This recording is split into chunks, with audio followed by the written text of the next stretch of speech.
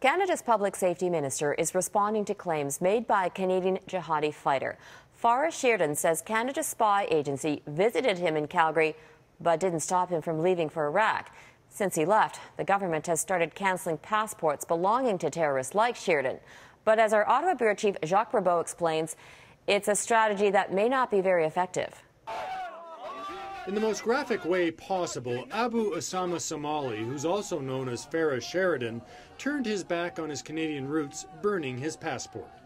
Now Somali is mocking Canada's efforts to stop people like him from joining ISIS. In an interview with Vice News, Somali says he was interviewed by CSIS before he left for Iraq, and they let him slip through their fingers. I can't believe how someone that has extremist terrorist ideologies was sitting in front of you and you didn't capture. Appearing on the West Block with Tom Clark, Canada's public safety minister was asked about Somali's claims.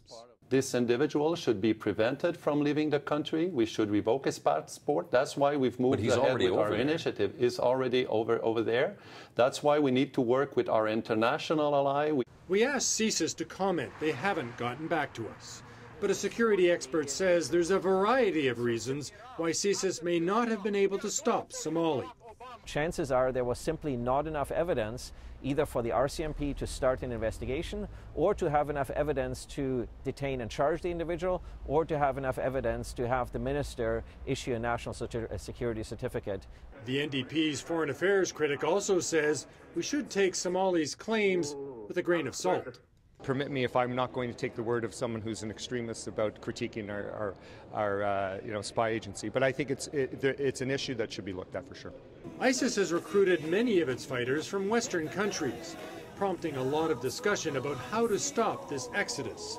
The public safety minister says Canada is ready to take action. They represent a threat to our national security. That's why we are ready to revoke their passport. This is a message to Canada. But that's not much of a deterrent for Abu Osama Somali. He's one step ahead of the government, getting rid of his passport all on his own. Jacques Rabeau, Global News, Ottawa.